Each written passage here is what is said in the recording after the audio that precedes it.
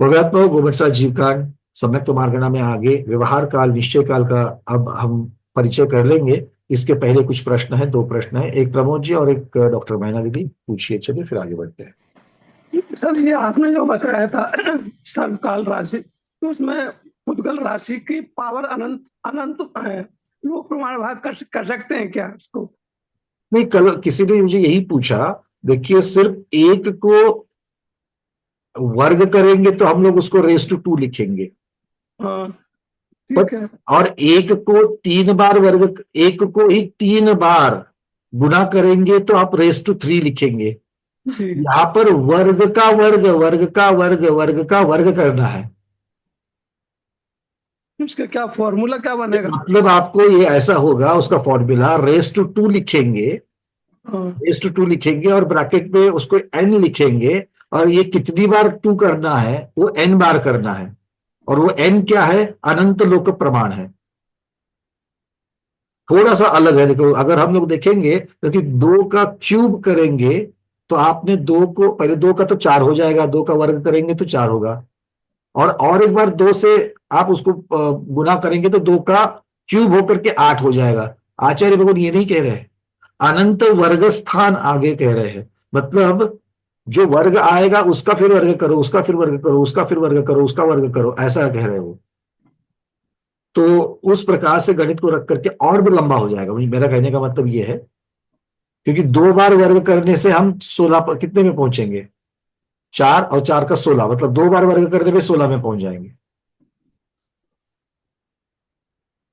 ठीक है ना?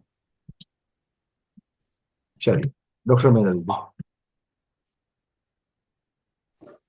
नमस्ते महाराज जी, वंदना भैया। वो मैं पूछ रही थी, वो आपने जो आवली के असंख्यात तो सब भाग करवाया ना, आवली को फिर आवली के असंख्यात भाग से भाग करके जो राशि आएगी वो मतलब मिनिमम आएगी। तो जो आवली आई उसी को दो बार असंख्यात भाग से डिवाइड करे तो भी बात तो वही होगी। देखो, आचार्य भगवान ने वहां पर उस प्रकार से कथन किया है तो हमें भी उस प्रकार से ही लेना है। वो सीधा सीधा बोल देते हैं कि जो बची हुई आवली उसका असंख्यात्मक भाग ले दो। और चूंकि ये रेंज है और थोड़ा बहुत उसकी अनुभूति आपको होनी चाहिए, इसलिए वो कहते हैं कि किस प्रकार से उसका असंख्यात्मक भाग निकालना है। क्योंकि असंख्यात्मक भाग अलग अलग तरीके से आप निकाल सकते हैं, चूंकि वो रेंज है और असंख्यात की ही रेंज है। तो इसीलिए उस वो जो उन्होंने विशेष कथन दिया, हमें विशेष कथन के साथ ही जाना चाहिए। तो वो आवली का जो असंख्यात भाग से जो डिवाइड कर, वो आवली अलग है बिल्कुल। उन्होंने शब्द रखा कि दूसरी आवली का संख्यात्मक भाग करके उससे पहली वाली जो बची हुई आवली है, अंतिम आवली, उस अंतिम आवली को आप भाग दे दो और फिर जो समय जितने बच जाएंगे वहां तक अंतर्मुहूर्त चलेगा, ऐसा उन्होंने कहा। ठीक है। और धौला का आगे जो करते हुए रखा, क्योंकि छठखंडागम में ऐसा होगा, सीधी बात है। चलिए, अब चलते आगे। अब आचार्य भगवान, देखो, अलग अलग तरीके से काल के भेद हमें मिल रहे हैं, या काल की पर्याय हमें मिल रही है। पहले हम लोगों ने काल की पर्याय व्यवहार काल की अपेक्षा से देखा था। तो वो व्यवहार काल फिर हम लोगों ने आवली, समय आवली से लेकर के शताब्दी सहस्त्राब्दी तक हमने देखा। फिर काल के तीन भेद किए गए, भूतकाल, वर्तमान काल और भविष्यकाल। अब काल के ये दो भेद कर रहे हैं, निश्चय और व्यवहार। क्या है, किस अपेक्षा से ये किए गए हैं, तो जानते हैं। गाथा क्रमांक 580।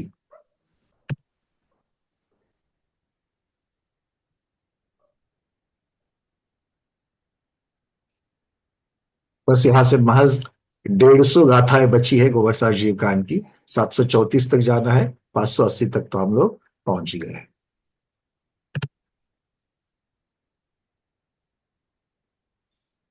गाथा क्रमांक 580। कालोत्तीयव एसो सद्भाव रूव ओ हवदीये निच्चो उपप्प uppannappadhansi अवरोधिहंतर ठाई। आचार्य भगवान कह रहे हैं, काल, काल, ये जो ववयेस, ववयेस मतलब व्यपदेश, काल नाम का जो व्यपदेश है। एक मिनट, मैं फिर से गाथा को ऐसे ही रखूंगा क्योंकि आपको शब्दार्थ देखना है। काल जो, काल से ये जो व्यपदेश है, ये मुख्यता से निच्चो स्वभाव परुववो, मतलब जो निश्चय काल के स्वभाव या सद्भाव का प्ररूपक है, निर्देशक है। शब्द कैसे हो रहे देखिए, कालोत्तीय ववएसो।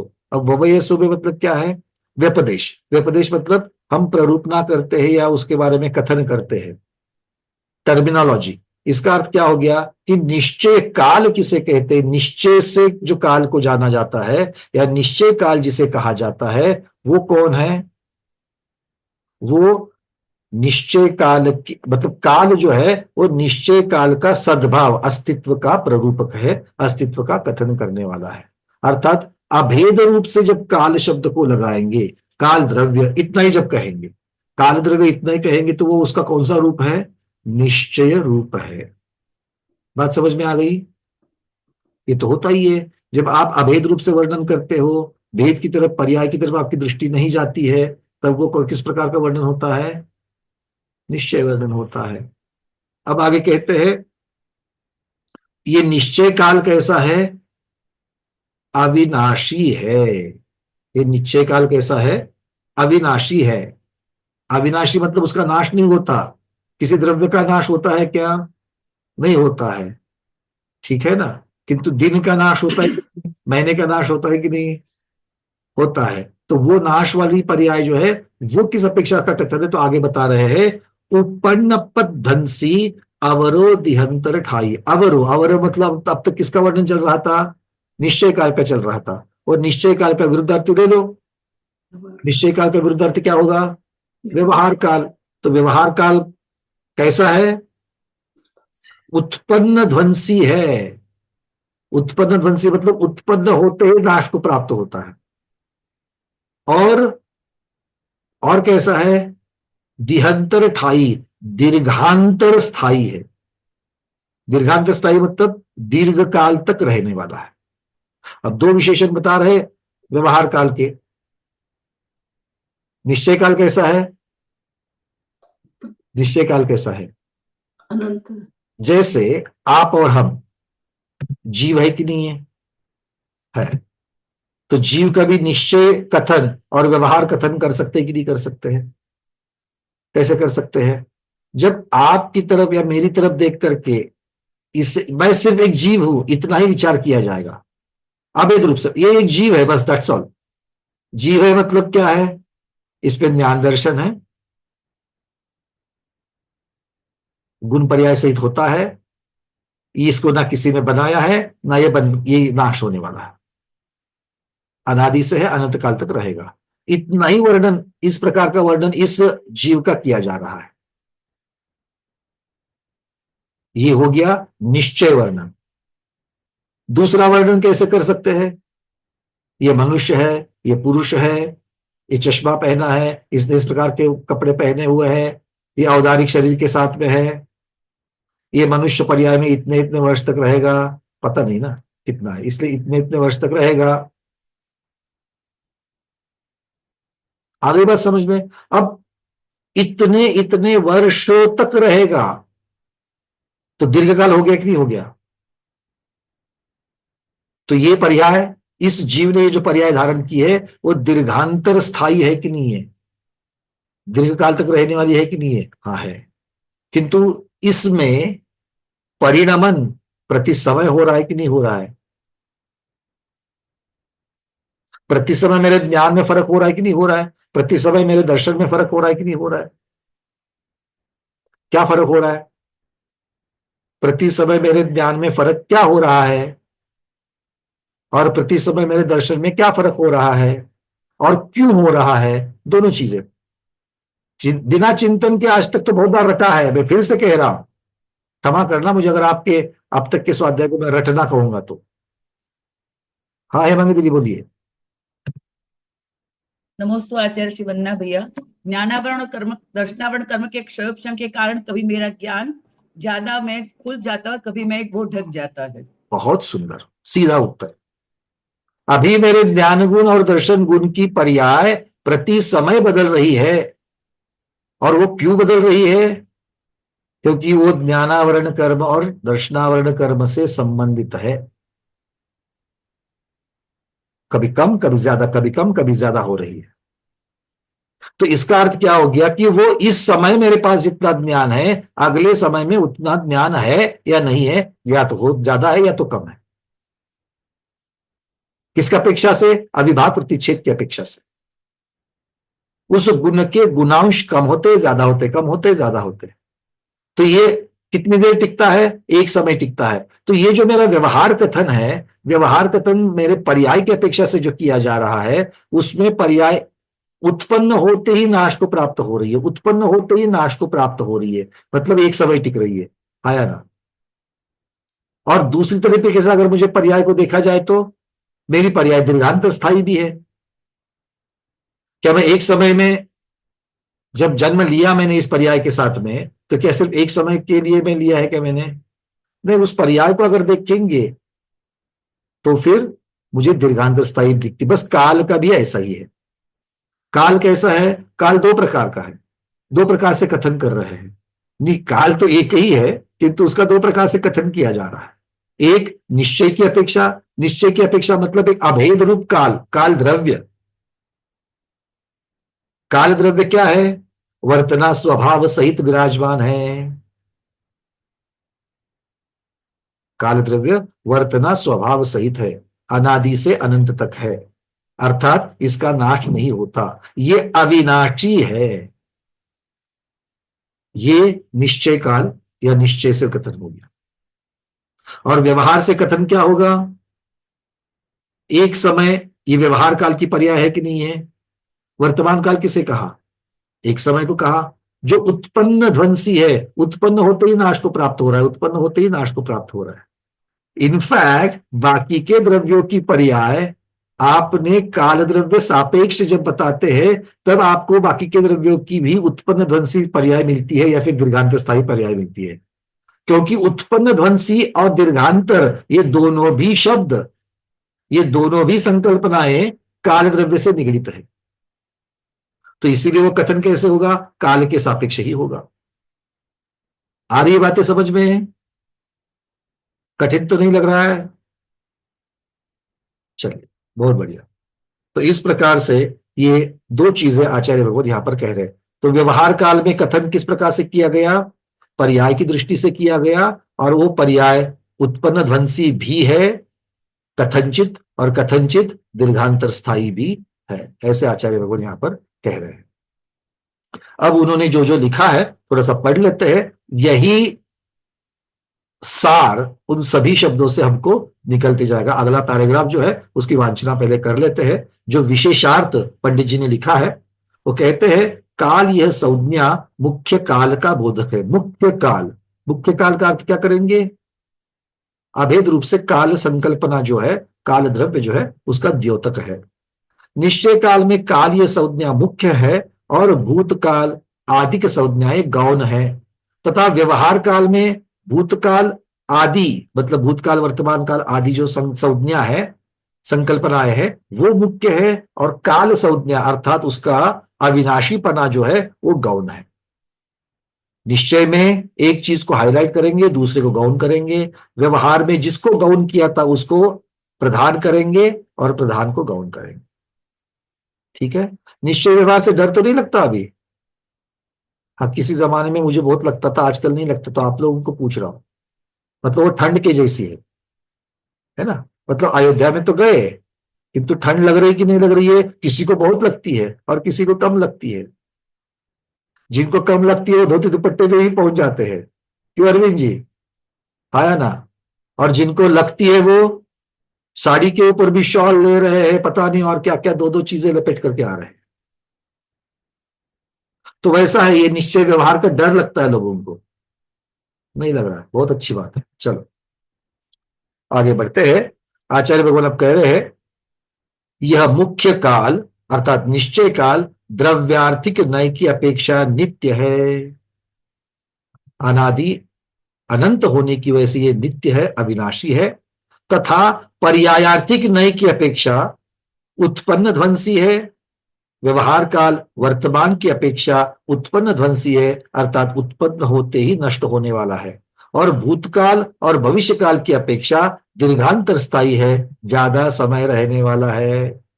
तो व्यवहार काल के भेद करते हुए आपने वर्तमान काल, भूतकाल, भविष्य काल ये जो किए थे, उसमें से भूतकाल और भविष्य काल दीर्घांतर स्थायी है और वर्तमान काल उत्पन्न ध्वंसी है। क्लियर है? अब संबंध लग रहा है? बहुत बढ़िया। पर्याय का लक्षण उत्पन्न होना और नाश होना है।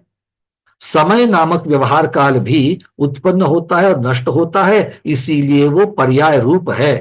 पर्याय द्रव्य के बिना नहीं होती, पर्याय से रहित द्रव्य और द्रव्य से रहित पर्याय नहीं होती, दोनों का अनन्य भाव है। इसीलिए समय आदि पर्याय रूप व्यवहार काल का द्रव्य निश्चय काल है। तो निश्चय काल कौन है? द्रव्य रूप है, काल द्रव्य है। ये यहां पर सिद्ध हो रहा है कि नहीं हो रहा है? तो उससे अकेला अस्तिकाय मानने से चलेगा क्या? काल तो अस्तिकाय भी नहीं है, काल तो अस्तिकाय भी नहीं है। उसे सिर्फ पदार्थ मानने से चलेगा क्या? सिर्फ ज्ञेय मानने से चलेगा क्या? स्वभाव वाला मानने से चलेगा क्या? तो उसे द्रव्य भी आपको मानना पड़ेगा। आगे बढ़ते हैं। इस व्यवहार काल अर्थात पल्य सागर आदि रूप से दीर्घकाल तक स्थायी है और काल द्रव्य अर्थात निश्चय काल अनादि अनंत होने से नित्य है, अविनाशी है। व्यवहार काल पुद्गलों के परिणमन से उत्पन्न होता है और पुद्गल आदि का परिणमन द्रव्य काल के द्वारा होता है, दोनों का ऐसा स्वभाव है। बहुत बड़ी बात बता रहे हैं। तो ये काल द्रव्य की पर्याय बनती क्यों है? काल द्रव्य की पर्याय, बाकी सभी द्रव्यों की पर्याय काल द्रव्य के सापेक्ष हम लोग कह रहे हैं। हमारा बुढ़ापा, हमारा यौवन, हमारा बचपन, ये काल द्रव्य के सापेक्ष है कि नहीं है? हाँ, सापेक्ष है। तो काल द्रव्य की पर्याय व्यवहार काल जो है वो किसके सापेक्ष है? तो कह रहे पुद्गल के सापेक्ष है। तो दोनों के एक दूसरे की सापेक्षता यहां पर दे रहे हैं। अब पुद्गल का सापेक्ष क्यों कह रहे हैं? व्यवहार काल को पुद्गल सापेक्ष क्यों कह रहे हैं? चिंतन लगाओ। आप लोगों को उत्तर पता है, पीडीएफ में देखने का प्रयास मत करो। पीडीएफ में देखने के लिए जाते तो चिंतन मर जाता है। रेडीमेड जब मिल जाता है ना तो मूल मर जाता है। चिंतन करो, ऐसा क्यों कहा होगा कि व्यवहार काल पुद्गल की सापेक्ष है करके? हाँ, हेमांगी दीदी का, विजयलक्ष्मी दीदी बोलिए। क्योंकि पुद्गल में ही परिवर्तन देखते हैं ना हम, मतलब चेंज देखते हैं, मतलब जीव द्रव्य में भी है, हाँ जीव द्रव्य में भी तो परिवर्तन है। नहीं नहीं, काल से जीव द्रव्य में परिवर्तन हो रहा है कि नहीं हो रहा है? हमारे ज्ञान हाँ दर्शन में हाँ, परिवर्तन हो रहा है कि नहीं हो रहा है? हो रहे हैं। हाँ, तो फिर अकेला पुद्गल का नाम क्यों भाई? उसको अकेले को पारितोषिक क्यों मिलेगा? अरविंद जी क्या लगता है? वंदना भैया जी, पुद्गल जीव है वो भी पुद्गल से जुड़ा हुआ है इनडायरेक्ट तो। अरे अकेले शुद्ध का विचार करो, अकेले शुद्ध का विचार करो। जीव द्रव्य जो मुक्त जीव है उसका विचार करो, उसमें भी परिणाम हो रहा है कि नहीं हो रहा है? और वो काल द्रव्य के सापेक्ष ही बता रहे हो। प्रति समय भगवान के केवल ज्ञान में ये झलक रहा है, वो झलक रहा है। पंकज जी, हाँ आचार्य भगवत, कल या परसों आपने जो काल का जो चार्ट दिखाया था उसमें समय के पहली इकाई एक समय, उस एक समय की सिद्धि आपने की थी कि एक आकाश प्रदेश पर स्थित जो अविभाज्य परमाणु है वो मंद गति से निकटस्थ आकाश प्रदेश पर जाने में जितना समय लेता है उसको एक समय कहते हैं। तो एक समय ये काल द्रव्य के पहली इकाई है। फिर वहां से आपने आवली, भिन्न मुहूर्त, मुहूर्त नाली ये करते करते जो क्या है, फिर आपने उत्सर्पिणी, अवसर्पिणी, फिर आगे के बहुत सारे उसके आगे भेद प्रभेद होते गए। ये सारा व्यवहार काल है। तो व्यवहार काल की सिद्धि हमने आपने परमाणु के द्वारा की थी। एक समय की सिद्धि होने के बाद ही अगले समय के पर्यायों की सिद्धि हो जाती है। तो उसकी सिद्धि परमाणु के द्वारा की थी, और परमाणु यह पुद्गल जाति का है, इसलिए पुद्गल के द्वारा ही कार्यद्रव्य की सिद्धि होती है। यह आपने तर्कना से सिद्ध करके दिखा। बहुत सुंदर और सटीक। भाई सुना क्या नहीं सुना आप लोगों ने, आचार्य भगवत ने कैसे कैसे कहा, कहां से कहा, कैसे कैसे उसको लेके गए। तो ये उत्तर इस प्रकार से आपको दे देंगे। चिंतन जब तक नहीं होगा, ये कब, अब आचार्य भगवत ने तो कल का परसों का उदाहरण दे दिया है, ऐसा नहीं कि 1 बरस पहले का उदाहरण दिया है। ये आदत लगनी चाहिए। मेरा प्रयास वो चल रहा है आप लोगों के साथ में, चिंतन का प्रयास चल रहा है मेरा। क्लियर हो गया उत्तर, पुद्गल के साथ क्यों जोड़ा है। आप लोग और भी कहते कि नहीं कहते हैं, दिन और रात कैसे होते हैं, दिन और रात व्यवहार काल है कि नहीं है, दिन रात कैसे होते हैं, कैसे होते हैं शोभा जी मेरा दीदी, दिन और रात किसकी वजह से होते हैं। अनम्यूट करो, अनम्यूट करो। दिन रात समय जब आगे बढ़ते जाता है, अरे होते किसकी वजह से है प्रमोद जी, काल की अपेक्षा से, सूर्य चंद्र के व्यवहार काल की अपेक्षा। ये जो ज्योतिषवासी देवों के जो विमान है, जो विमान पुद्गल है, वो अपनी गति से, वो पुद्गल की गति है कि नहीं है। वो पुद्गल जो गतिमान है उसी से तो बन रहे, ढाई द्वीप के बाहर तो उनका गमनागमन ही नहीं है, तो वहां पर दिन रात का भेद भी नहीं है। तो ऐसा नहीं कि व्यवहार काल वहां पर नहीं हो रहा है, तो वहां का व्यवहार काल ढाई द्वीप के अंदर से लगाया जा रहा है, उससे लगाया जा रहा है। तो एक परमाणु पुद्गल के साथ में जैसे एक समय की इकाई, एक समय व्यवहार काल की सिद्धि आचार्य भगवान ने यहां पर बताई, उसी के साथ साथ ये जो व्यवहार काल हम लोग जो दिन रात इस प्रकार से जो कर रहे हैं, उसी का विभाजन करते करते आगे चले गए, और उसकी और स्वरूप, दूसरा स्वरूप देखते देखते आगे चले गए। तो ये भी पुद्गल की ही गति है। क्लियर है। तो इसीलिए इनका सबका संबंध पुद्गल के साथ। तो आगे आगे जैसे मैं वांछना कर रहा हूं, आपके दिमाग में चिंतन के साथ चलना चाहिए। हाँ ठीक है, इस प्रकार से करोगे, सिर्फ शब्दों को नहीं सुनना है, वो शब्द देखते ही दिमाग में वो चित्रपट चालू होना चाहिए। ये जितना जल्दी करोगे उतना जल्दी अवधि ज्ञान मिलेगा देवगति का, ठीक है ना, क्योंकि वो देवगति में इसी प्रकार से है, अवधि ज्ञान सोचते ही अवधि ज्ञान हो जाता है वहां पर। हाँ मतलब ये नहीं कह रहा मैं कि, अब क्या कहूं, जल्दी, क्या कहना चाहोगे, जल्दी से जल्दी देवगति मिले। अगर ऐसा कहूंगा तो लोग बोलेंगे क्या बोल रहे हो भैया, इसका मतलब इस पर्याय को छोड़ना है, इस पर्याय को छोड़े बिना देवगति मिलेगी क्या, नहीं मिलेगी। चलिए, तो यहां पर कह रहे हैं व्यवहार काल पुद्गल के परिणमन से, पुद्गल की जो पर्याय बनती है, पुद्गल में जो परिणमन होता है उससे उत्पन्न होता है। और पुद्गल आदि का, पुद्गल आदि मतलब अकेले पुद्गल का आप नहीं कह रहे, पुद्गल आदि मतलब बाकी द्रव्य का भी परिणाम जो है वो द्रव्य काल के द्वारा होता है। दोनों का ऐसा द्रव्य काल के द्वारा होता है।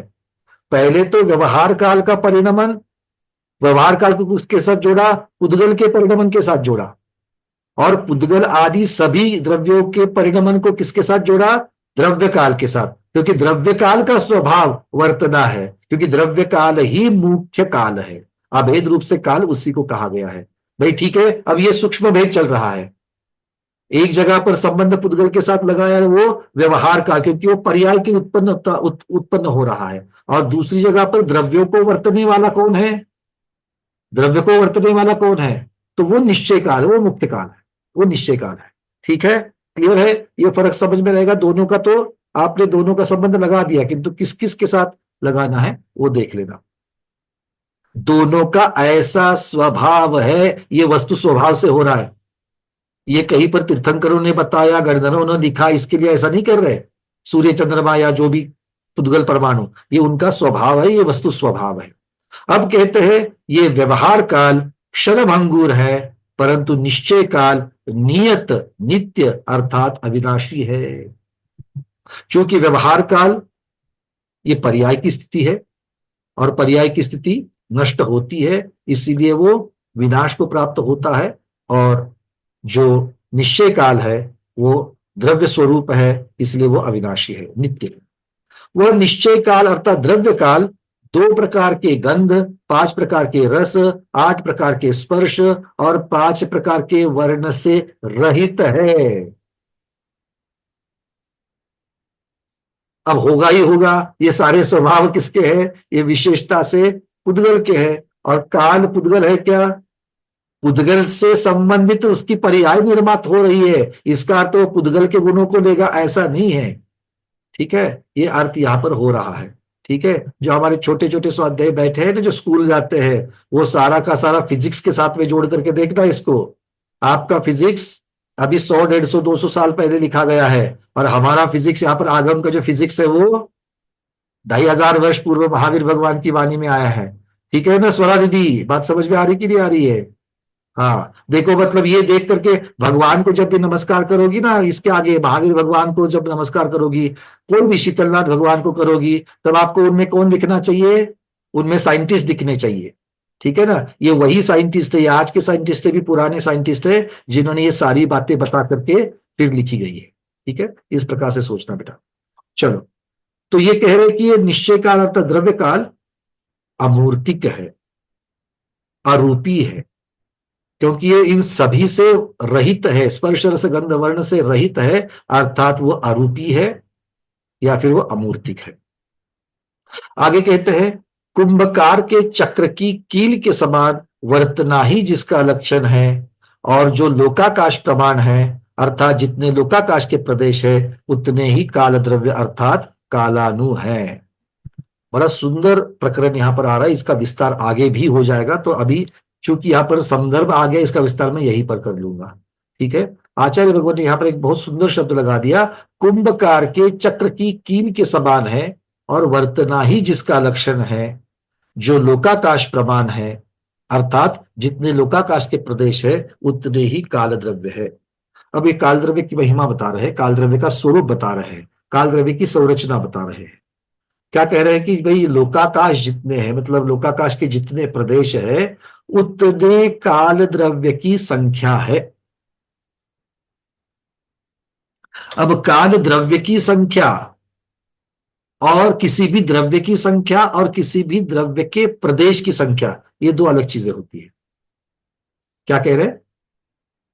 किसी भी द्रव्य की संख्या और द्रव्य के प्रदेश की संख्या, ये दो अलग अलग चीजें होती है।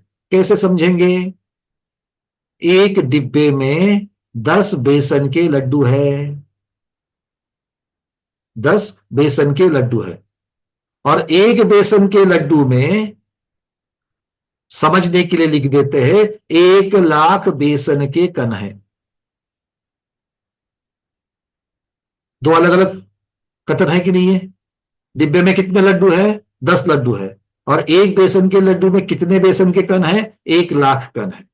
तो 1,00,000 कण प्रत्येक बेसन के लड्डू में है, 1,00,000 कण प्रत्येक बेसन के लड्डू में है, मतलब प्रदेश की संख्या कितनी हो गई? 1,00,000। प्रदेश किसे कहते हैं? जिनसे द्रव्य बनता है। तो बेसन का लड्डू बना किससे है? बेसन के कण से बना है, वो 1,00,000 है। तो प्रदेश की संख्या कितनी हो गई? 1,00,000। और लड्डुओं की संख्या मतलब द्रव्य की संख्या कितनी है? 10। ठीक है, वैसे ही जीव द्रव्य की संख्या कितनी है? जीव द्रव्य की संख्या अनंतानंत है। सिद्ध राशि भी जीव ही है, आप और हम जीव ही है, स्थावर वाले जीव ही है, विकलत्रय जीव ही है। तो जितने जीव है ये अलग अलग जीव द्रव्य है कि नहीं है? तो द्रव्य की संख्या कितनी है? जीव द्रव्य की संख्या अनंतानंत है। और जीव द्रव्य के प्रदेश की संख्या, अब एक लड्डू कितने बेसन के कण से बनना है ये देखना है। तो ये लड्डू, खुद को लड्डू मानो, बेसन के किन कितने हैं अंदर? कितने हैं? असंख्यात है। एक जीव असंख्यात प्रदेशी है। समझ में आ गई बात? तो द्रव्य के प्रदेश की संख्या अलग होती है और द्रव्य की संख्या अलग होती है। ये कंसेप्ट क्लियर हो गया, संकल्पना क्लियर हो गई, क्योंकि इसके ऊपर बहुत सारा स्वाध्याय में आगे करना है। ठीक है, बहुत लोगों को ये समझ में नहीं आता, तो आपको पहले दीदी अच्छी तरीके से समझ में आ रहा है, इसका मतलब आप अच्छे स्वाध्यायी हो, पहले से आपने काफी कुछ पढ़ के रखा है। अब आचार्य लोगों ने यहां पर क्या कह रहे हैं? अब काल द्रव्य को देखो। अब काल द्रव्य उसके स्वयं के कोई प्रदेश है क्या? आचार्य कहते एक प्रदेश वाला है। वो 1,00,000 वाली जो चर्चा थी वो यहां पर कितना है? 1। मतलब एक बेसन का कण यहां पर स्वतंत्र द्रव्य है। एक कालाणु ये स्वतंत्र द्रव्य है। और ऐसे कितने काल द्रव्य है? तो कहते हैं लोकाकाश प्रमाण। मतलब एक लोकाकाश में आकाश के जितने प्रदेश होते हैं अर्थात असंख्यात होते हैं, तो असंख्यात प्रदेश वैसे ही वो आकाश द्रव्य के असंख्यात प्रदेश है, लोकाकाश के असंख्यात प्रदेश है, किंतु काल द्रव्य का एक ही प्रदेश और काल द्रव्य की संख्या कितनी हो गई? असंख्यात। मतलब एक बेसन का कण, उसी को लड्डू कह दिया। और ऐसे लड्डू कितने हैं? असंख्यात। काल के लड्डू कितने हैं? असंख्यात। और हर एक कण अलग अलग लड्डू कह रहा है। बात समझ में आ रही है? चलिए, ये फर्क है, ये फर्क है। अब ये बाकी तो सब चीजें समझ में आ गई। वर्तना जिसका लक्षण है, ये काल द्रव्य के बारे में हमको मालूम है, हाँ उसका स्वभाव उसका लक्षण है। पर एक चीज आचार्य भगवान ने यहां पर लिखी, भाई कुंभकार के चक्र के कील के समान है। क्या कह रहे? ये उपमा यहां देने की क्या जरूरत थी? क्योंकि काल द्रव्य का जो स्वभाव बता रहे हैं, काल द्रव्य का जो लक्षण कह रहे हैं, उस लक्षण में वो दृष्टांत देकर के उस काल द्रव्य को समझा रहे कि काल द्रव्य कैसा है। आप लोग समझाते कि नहीं समझाते दूसरे को, किसी तीसरे के बारे में, अरे तुझे पता नहीं वो ऐसा ऐसा ऐसा ऐसा है।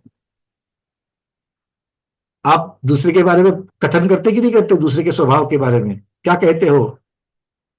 अरे पता नहीं, बाहर से तो इतनी सब क्रिया करता है, अंदर तुझे पता नहीं ऐसा है वैसा है। बताते कि नहीं बताते हो? चलो, आपने कोई दूसरा बताता होगा। तो आचार्य भगवान यहां पर वो काल द्रव्य के बारे में बता रहे हैं। अरे तुमको पता नहीं काल द्रव्य कैसा है? वो काल द्रव्य ऐसा है। कैसा है? जैसे कुंभकार के चक्र की कील। कुंभकार के चक्र का कील क्या किसे कहते हैं? कुंभकार का चक्र तो सबको पता है ना? जो हाथ के डंडे से लेकर के जिसको घुमाता है, वो डंडे से घुमाता तो है उसको, और वो घूमना भी शुरू करता है, किंतु डंडा निकालने के बाद भी वो घूमता रहता कि नहीं रहता है? किसके भरोसे, किसके आधार से घूमता है? तो उसके बीचों बीच में जो आरा है, उसके एक्सेल जिसे हम लोग अंग्रेजी में कहते हैं, या फिर हिंदी में जिसे कील कहेंगे, उस कील के आधार पर उसको सेंटर बनाकर, उसको पिवोट बना करके वो घूम रहा है। और काल द्रव्य भी ऐसा ही है। मतलब कुंभकार के चक्र के जैसा, एक बार शुरू हो गया है तो उसका प्रभाव वो शुरू ही रहेगा। अब ऐसा क्यों कहा? क्योंकि शंकाकार आगे एक प्रश्न पूछने वाला है। जब प्रश्न आएगा तब हम भी एक बार देखेंगे। अब समझ लो, शंकाकार ने शंका उठाई, भगवान आपकी बात सर आंखों पर, काल द्रव्य कहाँ है? आकाश में। लोकाकाश में है कि अलोकाकाश में है? हाँ, लोकाकाश में क्या कहा? लोकाकाश में, लोकाकाश में है कि नहीं है? और बाकी द्रव्यों की पर्याय किसकी अपेक्षा से बनती है? काल द्रव्य की अपेक्षा से बनती है। सापेक्षता देखी जाए तो काल द्रव्य की सापेक्षता से बनती है, क्योंकि वो वर्तता है। तो इसका मतलब है कि लोकाकाश में काल द्रव्य है, तो लोकाकाश में ही आकाश द्रव्य की पर्याय बननी चाहिए। आलोकाकाश में तो आकाश द्रव्य की कोई पर्याय बन ही नहीं सकती है। क्यों? क्योंकि वहां पर काल द्रव्य ही नहीं है। ये शंकाकार बोल रहा है। प्रश्न समझ में आ गया? उसके दिमाग का कीड़ा समझ में आ गया वो क्या सोच रहा है? काल द्रव्य कहाँ है? लोकाकाश के अंदर है। तो लोकाकाश के अंदर तो आकाश की पर्याय है, हमें समझ में आ रहा है। कोल्हापुर का आकाश, गुलबर्गा का आकाश, रवलबेलगोला का आकाश, ये बात समझ में आती है, क्योंकि लोकाकाश में काल है। और एक प्रदेश से दूसरे प्रदेश में जाने के लिए समय लगता है। इसका अर्थ ही ये प्रदेश समय लगता है, मतलब एक जगह नहीं है, अलग अलग जगह है। आया ना? इससे सिद्ध हो रहा है कि आकाश की पर्याय है। बट आलोकाकाश में क्या करोगे? आलोकाकाश में अगर काल द्रव्य है क्या? आलोकाकाश में नहीं है, तो फिर आलोकाकाश में आकाश द्रव्य की पर्याय बनती कि नहीं बनती है? अच्छा, आलोकाकाश में आकाश द्रव्य है कि नहीं है? फिर उसकी द्रव्य है तो पर्याय भी बननी चाहिए। तो पर्याय बनती कि नहीं बनती है? तो पर्याय बनती है। तो शंकाकार बोल रहा है, भगवान बताओ कैसे बनती है जब काल द्रव्य नहीं है? तो आचार्य भगवान इस दृष्टांत को देते हैं कि जैसे एक बार घूमने को शुरुआत करने के पश्चात उसका कारण, घुमाने का जो कारण है, उस चक्र का घूमने का जो कारण है, वो क्या है? वो डंडा है जिससे वो उसको घुमा रहा था। उसको निकालने के पश्चात भी वो घूमता है। वैसे ही काल द्रव्य लोकाकाश के अंदर वर्तने के स्वभाव के साथ रह करके आकाश द्रव्य को पर्याय रूप में जो करता है, या आकाश द्रव्य की जो पर्याय लोकाकाश के अंदर जो करता है, वही पर्याय आलोकाकाश में भी आगे कंटिन्यू होती है। उसी प्रकार से उसको आपको आलोकाकाश में भी पर्याय मिलती है। ये उस दृष्टांत से बता रहे हैं। और इसीलिए आचार्य भगवान काल द्रव्य की संरचना संकल्पना बताते वक्त ये कह रहे हैं, स्वरूप को बताते हुए कह रहे हैं, वो किसके जैसा है? तो कुंभकार के चक्र के जैसा है। और कुंभकार का चक्र भी कैसा? रुका हुआ नहीं, चलता हुआ। और कुंभकार का चलता हुआ चक्र किसके ऊपर चलता है, किसके आधार से चलता है? कील के आधार से चलता है। तो इसीलिए आचार्य भगवान ने यह शब्द यहां पर लगाया है। बात समझ में? हाँ चर्षि। पंकज जी, लोकाकाश जो असंख्यात प्रदेशी है, उस असंख्यात प्रदेशी लोकाकाश में एक एक कालानु है, माने लोकव्यापी ही कालानु है। जैसे कि धर्म द्रव्य अधर्म द्रव्य लोकव्यापी है, ऐसे कालानु भी लोकव्यापी है। आकाश अनंत अनंत अनंत अनंत प्रदेशी है, लेकिन एक ही आकाश है। लोकाकाश और अलोकाकाश हम काल्पनिक रूप से कहते हैं, लेकिन वह आकाश विभाजित नहीं है, खंड खंड नहीं है, वह अखंड ही होने के कारण लोकाकाश के कालानु, जैसे लोकाकाश में परिवर्तन में बाह्य निमित्त बनते हैं, ऐसे ही अलोकाकाश में भी जो उत्पाद वे आकाश द्रव्य में हो रहा है, और उसके लिए बाह्य निमित्त जो काल द्रव्य की अपेक्षा है, वही लोकाकाश के कालानु आलोकाकाश में भी काम करते। उसका कारण ये कि है आकाश अखंड है। हमने जो खंड किया है वह धर्म द्रव्य अधर्म द्रव्य और जीव द्रव्य पुद्गल द्रव्य, ये लोकाकाश में रहने के कारण हमने अलोकाकाश में से लोकाकाश को विभाजित किया। अनंत अनंत आकाश में लोकाकाश तो इतना छोटा है, जैसे हमारे शरीर में एक छोटा सा जैसे तिल हो शरीर में, इतना छोटा रहता है, उतना ही लोकाकाश है। लोकाकाश जैसे अनंत अनंत लोकाकाश इस आकाश में रह सकते, इतनी जगह अलोकाकाश में अभी भी है, इसीलिए अनंत आकाश कहा जाता है। उसमें असंख्यात प्रदेशी लोक है, इसीलिए जो भी परिवर्तन लोकाकाश के आकाश प्रदेशों में हो रहा है, वैसा ही परिवर्तन अलोकाकाश के आकाश प्रदेश में भी बना रहता है। उसके लिए अलग कोई कालानु की आवश्यकता नहीं पड़ती। बिल्कुल बिल्कुल ठीक। गुरुदेव आपने जो बताया वो आगम, अब शंकाकार जो है आगम को नहीं जान रहा है, तो उसके दिमाग में जो सामने से चीजें आ रही है वो उसको देख करके उसके मन में चिंता या जिज्ञासा आती है। तो इसीलिए ऐसे दृष्टांत के द्वारा फिर आचार्य भगवान उनको ये सारा बता रहे हैं। और एक चीज से इसको भी समझाया जा सकता है कि भाई देखो, पर्याय सिर्फ लोकाकाश के अंदर होगी और अलोकाकाश के अगर नहीं होगी तो क्या फिर उसको द्रव्य कहा जाएगा? नहीं, क्योंकि पर्याय कैसे, उसको पर्याय कैसे कहा गया है या गुण किसे कहा गया है? अवगाह देने का गुण किसको कहा गया है? कि जो द्रव्य में पूरी जगह पर व्याप्त होता है और सभी पर्याय के अंदर होता है। मतलब अवगाह देना, ये आकाश का गुण, ये सब जगह पर, ऐसा नहीं कि किसी एक कॉर्नर में उस द्रव्य के है। जैसे तिल में तेल व्याप्त होता है, वैसे ही संपूर्ण आकाश द्रव्य में अवगाह देने का स्वभाव व्याप्त है। और अवगाह देने का स्वभाव जो व्याप्त होता है, वो जो गुण है, वो गुण उस द्रव्य में सभी जगह व्याप्त है और उसी के जैसा सभी अवस्थाओं में भी वो रहता है। अब सभी अवस्थाओं में रहता है, अर्थ क्या होता है? सभी पर्यायों में रहता है। इसका मतलब उसकी पर्याय बनती है। इससे भी सिद्ध होता है कि लोकाकाश हो या अलोकाकाश हो, उसको पर्याय बनती है। और चूंकि पर्याय कालद्रव्य की सापेक्ष बताई गई है, इसलिए यह प्रश्न उनके दिमाग में उठा और आचार्य भगवान ने उसको दृष्टांत के द्वारा क्लियर कर दिया। अब एक बहुत महत्वपूर्ण दो तीन हाथ ऊपर है, मैं आपको लूंगा। सिर्फ अब तक हम लोगों ने जो चर्चा की है उसका एक चार्ट बना करके आपको दिया जा रहा है, उसको चार्ट को देख लेते हैं और फिर हम आगे बढ़ते हैं, आपके प्रश्नों को भी ले लेंगे। नई चीज नहीं है, जो अब तक हमने पढ़ी है उसको समझने के लिए इजी रेफरेंस के लिए चार्ट द्वारा भी बताया गया है। चार्ट को देख लेना, स्क्रीन के ऊपर है। काल द्रव्य को उसका कथन दो तरीके से कर दिया। इसका मतलब काल द्रव्य के दो भेद कर दिए। कैसे? एक द्रव्यार्थिक नय से, एक पर्यायार्थिक नय से। द्रव्यार्थिक नय से जो काल है उसको निश्चय काल कहा गया, और पर्यायार्थिक नय से जो है उसको व्यवहार काल कहा गया। ठीक है। निश्चय काल का लक्षण क्या है? वो अविनाशी है, नित्य है। और व्यवहार काल का लक्षण क्या हो गया? दो हो गए, एक उत्पन्न ध्वंसी है, उत्पन्न होते ही नाश होने वाला, और दूसरा दीर्घांतर स्थायी है। अब उसके उदाहरण उन्होंने दे दिए। भाई एक समय वाली जो पर्याय बनती है वो उत्पन्न होते ही नाश को प्राप्त होती है, इसलिए उसको उत्पन्न ध्वंसी कहेंगे, जैसे वर्तमान काल।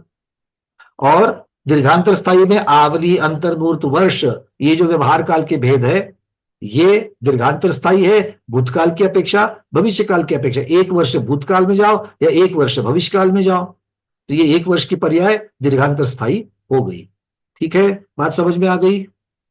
तो अब तक इतने आधे घंटे, एक घंटे से जितना पड़ा है वो इतने से चार्ट में आपको दिख रहा है।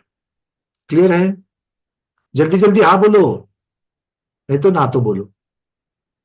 बहुत बढ़िया।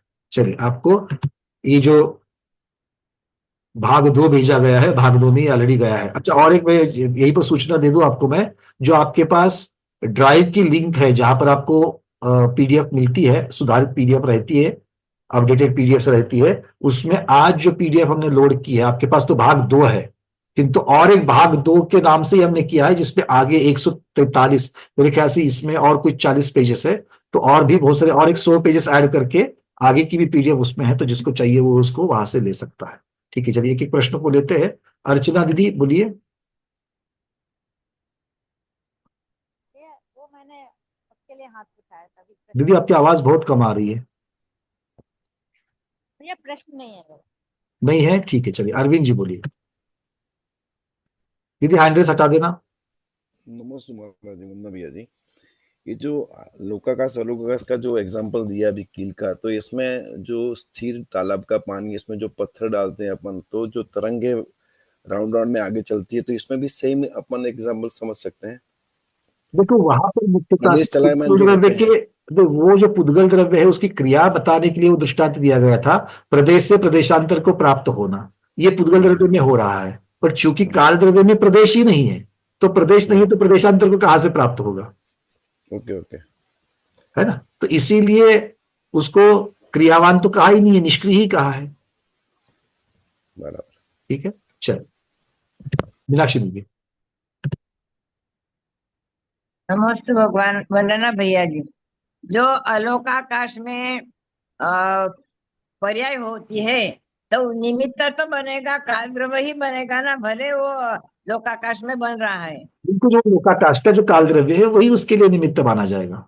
सहकारी निमित्त तो काल द्रव्य माना ही जाएगा, और वो कहां पर है? लोकाकाश के अंदर है। लोकाकाश के अंदर।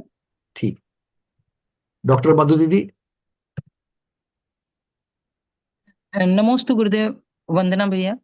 भैया एक काल द्रव्य के स्वयं के प्रदेश इज इक्वल टू एक प्रदेश, और जितने लोकाकाश के प्रदेश हैं उतनी काल द्रव्य की संख्या। तो लोकाकाश के असंख्यात प्रदेश, तो काल द्रव्य की संख्या भी असंख्यात, परंतु अलोकाकाश के एंगल से इसको अनंतानंत प्रदेश मानेंगे? नहीं, क्योंकि कल्प जो उसको जो काल द्रव्य है वो लोकाकाश के अंदर है, लोकाकाश के बाहर है ही नहीं है। नहीं, पर आप अभी बोले थे ना कि अलोकाकाश में भी, मतलब वो जैसे धुरी के अकॉर्डिंग जो कुम्हार की धुरी थी वो घूमती रहती है, उसी तरह अलोकाकाश में भी अगर मतलब काल द्रव्य से ही अलोकाकाश में भी। तो बिल्कुल आकाश द्रव्य की पर्याय अलोकाकाश में भी बनती है, काल द्रव्य के सापेक्ष ही बनती है, किंतु वो काल द्रव्य कहाँ है? उसको अलोकाकाश में रहने की जरूरत नहीं है, वो लोकाकाश में रह करके भी उसकी अपेक्षा से निमित्त, सहकारी निमित्त से वो वहां पर बन सकती है, क्योंकि आकाश द्रव्य अखंड ही है। तो ऐसा समझेंगे हम सिर्फ इस लास्ट लाइन को, कि आकाश द्रव्य को अलोकाकाश में भी उसकी पर्याय को सपोर्ट करने वाला काल द्रव्य है। देखो एक उदाहरण देता हूं आपको मैं, और एक दृष्टांत दे देता हूं। आपके घर में गैस स्टोव है जी, है ना? अब उस गैस स्टोव के ऊपर आपने बहुत बड़ा पतीला रख दिया जी, तो गैस स्टोव की जो जोत है वो महज 3 इंच की है। तो वो 3 इंच के एरिया को तो गर्म कर ही रही है, किंतु बाकी के पतीले को भी, बर्तन को भी तो वो गर्म कर रही है, जबकि वह साक्षात वहां पर नहीं है। बात समझ में आ रही है? वो 3 इंच के एरिया को तो गर्म कर ही रही है क्योंकि साक्षात वहां पर वो कांटेक्ट में है, किंतु बाकी वाले को भी तो गर्म कर रही है, जबकि वो वहां पर डायरेक्ट कांटेक्ट में नहीं है। तो ऐसे ही काल द्रव्य लोकाकाश के अंदर आकाश द्रव्य के कांटेक्ट में है, तो वहां तो पर्याय बना रहा है, और आगे कांटेक्ट में नहीं है फिर भी पर्याय बना रहा है। जी भैया। ठीक है, चलो।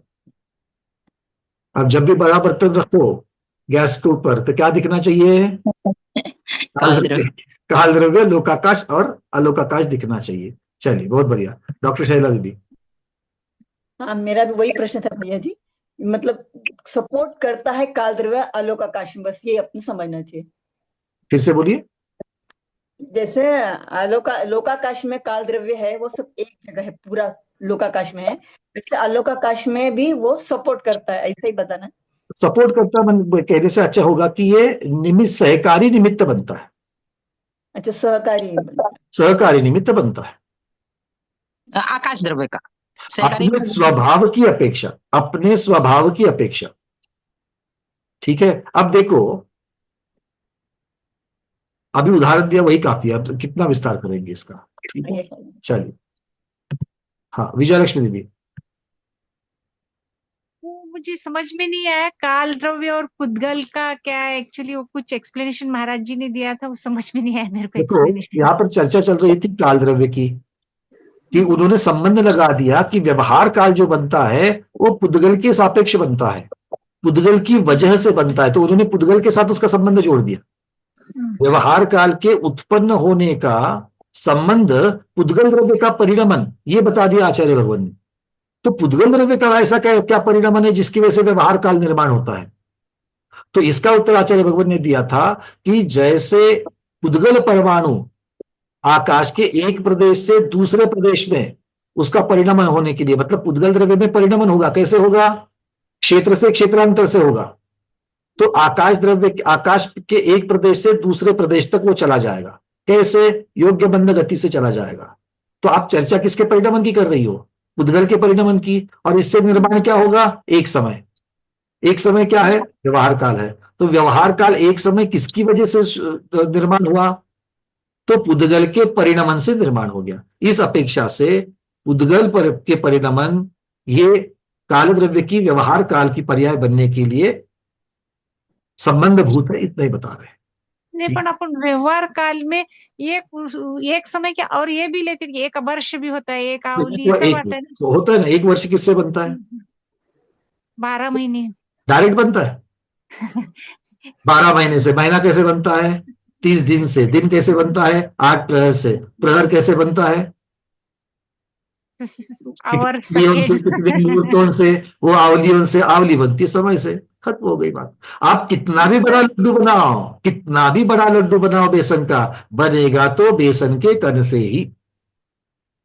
बेसन का कण आपने निकाल दिया, लड्डू खत्म, अस्तित्व ही नहीं रहेगा। क्लियर?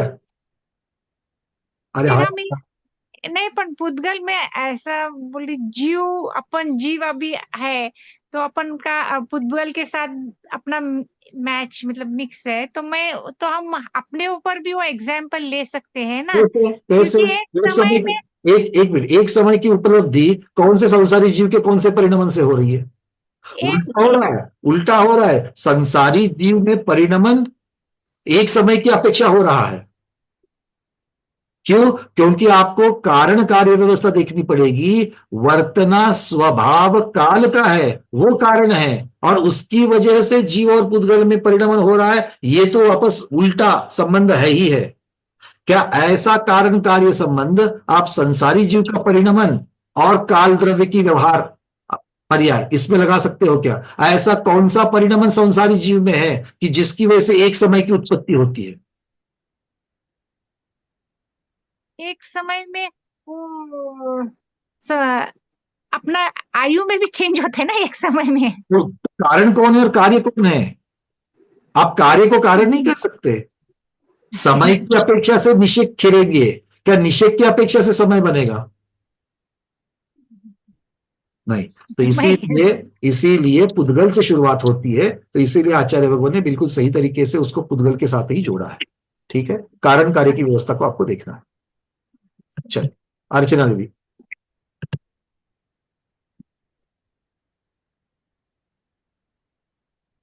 अर्चना देवी बोलिए। पंकज जी, हाँ वाला चलो। आ रही है आवाज? हाँ दीदी, एक मिनट, आचार्य श्री कुछ कह रहे हैं आप जरा। पंकज हाँ बोलिए आचार्य श्री। मेरा मेरा यह पूछना था कि इस 2.5 दिन में ज्योतिष विमान का परिभ्रमण होता है, जिससे दिन रात का भेद, दिन रात की काल गणना मापी जाती है, जिसके आधार पर बुर्दलोक के देव अष्टानी का पर्व 3 साल में मना 1 साल में 3 बार मनाते हैं। माने उनको ये समझ में आता है अभी अष्टानी का पर्व प्रारंभ हो रहा है, ये काल आ गया। तो क्या इसी प्रकार स्वर्ग के देवों को अपने जन्मदिन का भी हर साल का जन्मदिन उनको काल गणना के आधार पर समझ में आता है क्या? 1 साल में अष्टानी का 3 बार समझ में आता है, तो 1 साल का एक दिन जन्मदिन समझ में आने में क्या दिक्कत? बिल्कुल कोई दिक्कत नहीं है। जब आप और हमारे जैसे मतलब हम जैसे मनुष्य प्राणी यहाँ पर जो पंचम काल के हैं, तो हमसे तो डेफिनेटली उनके पास ज्यादा ही ज्ञान है। उनके पास तो मति श्रुति के साथ साथ में उनके पास अवधि भी है। तो ये जब वो इतनी काल गणना को सूक्ष्मता से जब देख सकते हैं, तो वो सूक्ष्मता से क्यों अपना जन्मदिन, हाँ अब वो परंपरा वहां पर है कि नहीं इसके बारे में कहना थोड़ा मुश्किल हो जाएगा, बट ये काल का भेद बिल्कुल समझते हैं, घंटों मिनट ये सारी चीजें समझते हैं। क्योंकि अपनी विक्रिया में भी अगर वो इस प्रकार से छोटी वाली विक्रिया, अगर थोड़े छोटे समय वाले पर्याय वाले अगर कोई विक्रिया करना चाहे, तो उस प्रकार की विक्रिया कर सकते हैं, बिल्कुल कर सकते हैं। तो इसको निषेध कैसे करिए? और मतलब निषेध कर ही नहीं सकते इस चीज का, क्योंकि एक तो ये ज्ञान की बात है, और बाकी की चीजों के जो आपने उदाहरण दे दिए उसको जब जानते तो एक एक, हाँ, एक वर्ष हो गया है, इसको कैसे सेलिब्रेट करेंगे, इसमें फर्क हो सकता है वहां पर। ये बात तो बिल्कुल हो सकती है। अवधि ज्ञान से जानना, ये तो एक देश प्रत्यक्ष ज्ञान का विषय हो गया, और अवधि ज्ञान इंद्रिय का सहकार नहीं लेता है। लेकिन यहाँ पर काल परिवर्तन, अवधि ज्ञान में काल परिवर्तन का कोई डायरेक्ट संबंध नहीं है। अवधि ज्ञान की चर्चा ही नहीं है। मतिश्रुत से जैसे हम लोग मतिश्रुत से जान रहे हैं, वैसे वो भी मतिश्रुत से जानते। देखो ये सिर्फ आपको तिथियों का कैलकुलेशन आपको रखना है कि अगर मान लो सौदरबंद्र महाराज चैत्र शुक्ला प्रतिपदा को अगर मान लो उनका वहां पर जन्म हुआ है, उस दिन आए हैं, तो चैत्र शुक्ल प्रतिपदा आज कौन सी तिथि है? आज भैया कौन सी है? फागुन चल रहा है, मतलब आएगा चैत्र शुक्ल प्रतिपदा आएगी, तो उस दिन मैं जन्म हुआ था। तो ये इस प्रकार की चर्चा, मतलब ऐसा करने में निषेध क्यों करना चाहिए? ये तो बिल्कुल हो सकता है, ये किसी के साथ भी है। ये बच्चे ज्ञान का ही विषय है ये। हाँ ठीक। चलिए, हाँ अर्चना दीदी बोलिए। हाँ भैया जी, अभी गैस के बर्तन का जो उदाहरण बताया, उसमें तो आपने जो बताया वो एकदम सही है कि गैस 3 इंच की जल रही है, बर्तन पूरा गर्म हो रहा है। तो ऐसे आकाश हो तो इस पर मतलब एक अणु दूसरे अणु को गर्म करता जाता है, तो बर्तन गर्म होता है। नहीं समझा नहीं, मैं समझा आप क्या कहना चाहती हो। अब चूंकि ये निष्क्रिय द्रव्य, मैं बहुत बार कहता हूं, निष्क्रिय द्रव्यों को उनके स्वभाव सहित लक्षण सहित जानने के लिए हम पुद्गल का उदाहरण क्यों देते हैं? क्योंकि पुद्गल के उदाहरण से कहीं ना कहीं तो हम उसको थोड़ा बहुत उसका स्वरूप समझ सकते हैं। राइट भैया जी, पुद्गल का उदाहरण लोगी तो वहां पर आपको हीट कंडक्शन की चर्चा चलेगी, वो काल द्रव्य में और आकाश द्रव्य में नहीं है। नहीं तो इसमें काल द्रव्य मतलब प्रदेश, आकाश द्रव्य के प्रदेश का प्रदेशांतर नहीं होगा उसमें, ऐसा मेरा कैसे होगा? बिल्कुल नहीं होगा। आकाश द्रव्य के प्रदेश से प्रदेशांतर होता तो उसको क्रियावान द्रव्य कहते हैं, उसे अच्छा कहते हैं। हाँ हाँ बिल्कुल सही सही, मेरा दिमाग कहीं और चला एक गया। प्रदेश से दूसरे प्रदेश में आकाश नहीं जाता है, क्रियावान हाँ जाता है। क्रियावान द्रव्य एक प्रदेश से दूसरे प्रदेश पे जाता है। नहीं भैया बिल्कुल सही, मैं गलत सोचने लगी, गलत डायरेक्शन में थिंकिंग चली गई। चलिए, हेमा की दीदी बोलिए। वंदना भैया, लोकाकाश के कारण आलोकाकाश में भी अगर हम पर्याय मतलब वो मानते हैं काल की पर्याय परिवर्तित, तो फिर वो हम कैसे जान सकते हैं? क्योंकि पर्याय तो उत्पन्न होती है और नष्ट होती है, तो फिर आलोकाकाश में कैसे जानेंगे भैया? देखो उसकी पर्याय को अभी हम लोग आकाश, लोकाकाश की पर्याय को कैसे जानते हैं? जैसे एक कि समय मुंबई का आकाश, पूना का आकाश, तो ये मुंबई और पूना का आकाश किसकी अपेक्षा से बना है? ये क्रियावान द्रव्य की अपेक्षा से बना है। तो वो क्रियावान द्रव्य अगर लोकाकाश के बाहर जा सके तो उनको अलग अलग प्रकार के आकाश के प्रदेशों से अवगाह मिलेगा। इस अपेक्षा से अलोकाकाश में भी आकाश के प्रदेश होते हैं और पर्याय होती है। ये एक दृष्टांत के द्वारा जान सकते हैं, किंतु मूल सिद्धांत के द्वारा जानना भी पॉसिबल है। उसके ऊपर हम ज्यादा कॉन्सेंट्रेट करें सभी लोग, कि द्रव्य की जो पर्याय और गुण होते हैं, गुण द्रव्य में सभी जगह पर प्राप्त होते हैं। ऐसा नहीं कि एक पर्याय में होते हैं और दूसरी पर्याय में नहीं होते हैं। तो विशेष स्वभाव जो आकाश द्रव्य का है, अवगाहन देना, वो लोकाकाश के लिए भी है और अलोकाकाश के लिए भी है। तो इसीलिए जब यहाँ पर पर्याय बनती है, वहां भी पर्याय बनती है, तो पर्याय किसकी अपेक्षा से बनती है? तो वो काल द्रव्य के निमित्त सहकारिता से बनती है। इस प्रकार से भी इसको जाना जाता है। अवगाहना के पर्याय में भी काल द्रव्य निमित्त है वहां पे। बिल्कुल, अवगाहना की पर्याय ही तो आकाश द्रव्य की पर्याय है, क्योंकि उस द्रव्य के विशेष स्वभाव की अपेक्षा से उसकी पर्याय बनेगी। क्योंकि हमारी ज्ञान पर्याय क्यों बन रही है? क्योंकि हमारे पास ज्ञान गुण है। ठीक है, चलिए जी डॉक्टर शैला दीदी। वंदना भैया जी, मतलब आकाश द्रव्य, लोकाकाश अलोकाकाश अपन डिफरेंशिएट कैसा करेंगे? मतलब वहां पर कि जैसा धर्म द्रव्य, पुद्गल, धर्म अधर्म, आकाश, मतलब काल द्रव्य नहीं है वहां पर, ये और सिर्फ आकाश द्रव्य, ऐसा डिफरेंशिएट होगा क्या उनका? एक ही चीज है जो डिफरेंशिएट करती है लोकाकाश और अलोकाकाश को, एक ही चीज है और कुछ नहीं है। बाकी कुछ भी बाकी नहीं द्रव्यों का होना और द्रव्यों का नहीं होना, ये एक ही चीज है। मतलब किसी ने अपने को क्वेश्चन किया, भाई तुम कैसे क्या समझोगे कि यहाँ लोकाकाश है, कहाँ यहाँ अलोकाकाश है? तो वहां ये बताना है कि 5 द्रव्य नहीं है, सिर्फ आकाश द्रव्य है, बस इतना ही उसका आंसर। जहां तक मुझे आकाश को छोड़ करके बाकी 5 द्रव्य की उपस्थिति मिल रही है, वहां तक लोकाकाश, वहां से आगे सब अलोकाकाश। एक ही लाइन में आंसर उसका पूरा क्लियर। दूसरा कोई उत्तर है ही नहीं उसके लिए। मीनाक्षी दीदी। एक समय की जो पर्याय होगी उसे का निश्चय नहीं, और घंटा घड़ी आदि को व्यवहार नहीं, व्यवहार काल कब कहा जाएगा? बिल्कुल, घंटा मिनट सब समय ये तो व्यवहार काल ही है, दीर्घांत और स्थायी है। एक समय उत्पन्न ध्वंसी है, बाकी सब दीर्घांत स्थायी है। यानी एक समय को निश्चय काल कहा जाएगा? नहीं नहीं नहीं नहीं नहीं, एक समय व्यवहार काल है कि नहीं है? व्यवहार काल ही कहा जाएगा एक समय को। अच्छा, एक समय को अगर निश्चय काल कहेगी तो सबसे पहली उस पर प्रॉब्लम क्या आएगी? क्योंकि एक समय नष्ट होने वाला है, एक समय हमेशा बरकरार रहेगा क्या? नहीं, मतलब वो नष्ट होगा। तो नष्ट होना ये द्रव्यार्थिक नय में आएगा कि पर्यायतिक नय के कथन में आएगा? पर्यायार्थी। हो गई बात खत्म। तो फिर निश्चय नित्यता जो है वो द्रव्यार्थिक नय में आएगी। तो द्रव्यार्थिक नय में कैसा कहा जाएगा? द्रव्यार्थिक नय से निश्चय काल जो है, अभेद रूप से जो काल है, जो वर्तना स्वभाव वाला है, वो निश्चय काल है, और जो नित्य है, अविनाशी है, बस इतना ही वर्णन उसका। माने इसको पंकज जी, हाँ, निश्चय काल अमूर्तिक है, निश्चय काल अमूर्तिक है और वह शाश्वत है, वो क्षेत्र से क्षेत्रांतर नहीं होता है। जबकि व्यवहार काल की प्रथम समय की जो इकाई है वह मूर्तिक है, क्योंकि वह परमाणु है और वह क्षेत्र से क्षेत्रांतर होती है। इसीलिए एक समय भी व्यवहार काल के अंतर्गत ही रखा जाएगा। जबकि निश्चय काल जो है यह अमूर्तिक होने के कारण, क्षेत्रांतर न होने के कारण, वह निश्चय काल के ही अंतर्गत रखा जाएगा। पश्चात रूप है, शाश्वत रूप है, वह परिवर्तन स्वरूप नहीं है। माने क्षेत्रांतर रूप परिवर्तन उसमें नहीं देखा जाता।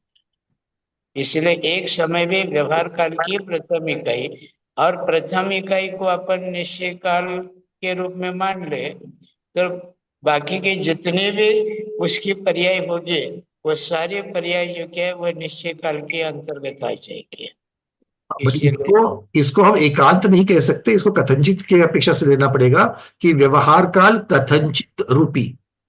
कथनचित रूपी किसकी अपेक्षा से? कारण में कार्य का उपचार करते हुए, कि एक समय की निर्मिति कैसे हो गई? तो पुद्गल के परिणमन से हुई है। चूंकि पुद्गल के परिणमन से हुई है, इसीलिए पुद्गल के गुणधर्म जो है वो वहां उसके साथ में जोड़ करके हम उसकी तरफ देख रहे हैं। जैसे छाते वाला पंकज शाह, तो छाते वाला पंकज शाह, वो छाता जो है वो लक्षण आप उसके बना रहे हो। जैसे हमने आत्मभूत और अनात्मभूत लक्षण देखे थे, तो आप यहाँ पर एक समय का लक्षण क्या कर रहे हो? तो जो पुद्गल के परिणमन से उत्पन्न हुआ वो, और इस अपेक्षा से उसको आप मूर्ति कह रहे हो, ये कथनचित हो जाएगा। पर इसको एकांत नहीं बना सकते कि हमेशा व्यवहार काल रूपी ही है या मूर्ति के ही है, ऐसे नहीं कह सकते। क्योंकि गुण जो है वर्तना और रूपी अरूपी अरूपीपना, अमूर्तिकपना, ये जो काल द्रव्य का जो गुण है वो उसकी सभी पर्यायों में देखा जाएगा। उस अपेक्षा से, उस परिभाषा से व्यवहार काल भी अमूर्तिक ही है। कथनचित अमूर्तिक है, कथनचित मूर्तिक है, इस प्रकार से लगा सकते हैं। और कथनचित मूर्तिक है ये जब भी कहेंगे तब उसका कारण कार्य का जो संबंध है वो दिखा करके कहना पड़ेगा। आप कैसा सोचते हैं गुरुदेव? व्यवहार काल की प्रथम इकाई जो है, ठीक है, मान्य। आप जिस तरीके से उसको बता रहे हो बिल्कुल मान्य। मतलब आप व्यवहार काल की निर्मिति पुद्गल के परिणमन से, और आचार्यों ने आगम में वही लिखा कि पुद्गल के परिणमन से उसके साथ जोड़ा गया है। जोड़ा गया मतलब कारण कार्य व्यवस्था बन रही है उसमें, कि पुद्गल का परिणमन एक, अब ये साक्षात परिणमन होता है या साक्षात परिणमन होवे या नहीं होवे, तो भी एक थियोरेटिकली एक थियरी बताई जा रही है कि, और इसलिए उसको कारण माना जाएगा कि एक समय की निर्मिति कैसे हुई? तो पुद्गल के एक प्रदेश से दूसरे प्रदेश में परिणमन होने से हुई। तो एक पुद्गल के प्रदेश का परिणमन ये कारण, और एक समय की निर्मिति ये कार्य। इस प्रकार से जब आचार्य देवीचंद्र महाराज ने भी या धवलाजी में भी जब उन्होंने एक दूसरे का संबंध जोड़ा है, तब हमें ये कहना पड़ेगा कि ये कारण और ये उसका कार्य। और इसकी अपेक्षा, चूंकि कारण में रूपीपना है, कार्य में भी रूपीपना आ सकता है। ये तो सिद्धांत, मतलब ये न्याय का विषय है कि कारण में अगर रूपीपना है तो कार्य में भी रूपीपना आ जाएगा। पर वो उसकी अपेक्षा से आपने एक समय की निर्मिति बताई है। इस अपेक्षा से, कथनचित से, स्याद्वाद से आप इसको देख सकते हो, किंतु हमेशा के लिए आप उसको ये नहीं कह सकते हो, क्योंकि ये बताने का जरिया है, ये सिद्ध करने का जरिया है कि भाई एक समय कितना होता है। ये आप एक परिमाण देकर के, दृष्टांत देकर के आप इसको बता रहे हो कि हमने ये स्टैंडर्ड, मतलब 1 किलो कितना होता है, तो भैया स्टैंडर्ड मेरे पास ये रखा हुआ है। तो ये 1 किलो की जो इकाई है, वो इकाई कथनचित वो जो वहां पर रखा हुआ, फिजिकल रखा हुआ जो मेजरिंग यूनिट है वो है, किंतु हमेशा ये एकांत नहीं कि वही 1 किलो है। तो 1 किलो की जो थियरी है, 1 किलो का जो इकाई है वो भी 1 किलो होता है, प्रमाण 1 किलो होता है। तो इस प्रकार से स्याद्वाद से इसकी तरफ देखेंगे तो दोनों चीजें बैठ सकती है। मतलब मेरा कहना यह होगा कि व्यवहार काल कथनचित रूपी है, कथनचित अरूपी है, इस प्रकार से हम इसको कह सकते हैं। क्योंकि सर्वथा उसको अगर हम रूपी ही मानेंगे व्यवहार काल, तो व्यवहार काल जो है वो काल द्रव्य की पर्याय है, और चूंकि पर्याय है तो मूल द्रव्य को भी उसका गुण लग जाएगा। तो अगर मूल काल द्रव्य को अगर हम लोग रूपी कहेंगे तो वो तो नहीं चलेगा, उसमें तो वो लक्षण नहीं पाया जाएगा। निश्चय काल तो अरूपी ही है, अमूर्तिक होने के कारण। द्रव्य भी अमूर्तिक है, उसके प्रदेश भी अमूर्तिक है, और द्रव्य और प्रदेश अमूर्तिक होने के कारण उसकी जो पर्याय है वो भी अमूर्तिक ही है निश्चय काल की अपेक्षा पे। लेकिन व्यवहार काल जो है वो एक समयवर्ती जो है, परमाणु के द्वारा जिसकी सिद्धि हो चुकी, निष्पत्ति हो चुकी है। तो परमाणु में स्पर्श रस गंध वर्ण होने के कारण और त्रिकाल में यह गुण उनके साथ अन्वय रूप होने के कारण वो जो एक समयवर्ती जो प्रथम इकाई है उसको भी व्यवहार से अपन मूर्ति की। मेरा कहना यही है, बिल्कुल गुरुदेव आप जो कह रहे हैं बिल्कुल ठीक है। मतलब मेरा कहना यह है कि स्याद्वाद से इसको लेना पड़ेगा। तो स्याद्वाद से धर्म द्रव्य, अधर्म द्रव्य, ये जो सारे हैं ये भी चूंकि क्रियावान द्रव्य के साथ में इनका संबंध लगाया जा रहा है। अब यह बात अलग है कि एक समय में जो गति होती है या एक समय में जो पुद्गलों में जो परिवर्तन होता है वह छद्मस्त स्थूल ज्ञानियों के, चौक्षम ज्ञानियों के पकड़ के बाहर का विषय है। लेकिन सर्वावधि ज्ञानी जो है वो सर्वावधि ज्ञानी के तो ज्ञान का विषय परमाणु भी बनता है। तो हमारे समझ में नहीं आ रहा है लेकिन किसी के तो समझ में आ रहा है, इसीलिए वह सर्वथा ही उसको मूर्ति की कह सकते हैं, परमाणु को। और ठीक है, उसके धर्म बाद द्रव्य को, फिर धर्म द्रव्य को भी हमें रूपी कहना पड़ेगा इसी अपेक्षा से। क्यों? क्योंकि एक पुद्गल परमाणु एक प्रदेश से दूसरे प्रदेश तक योग्य मंद गति से जा रहा है।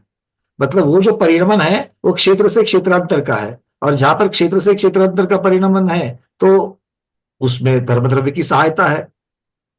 सहायता होने के बावजूद भी वह त्रैकालिक अमूर्ति ही है, और वह गति से गतांतर क्षेत्र से क्षेत्रांतर नहीं करता। और मूर्तिक होने के कंटेंट्स उस धर्म द्रव्य अधर्म द्रव्य में नहीं होने के कारण किसी भी अपेक्षा से धर्म द्रव्य आदि को अपन मूर्ति नहीं कह सकते।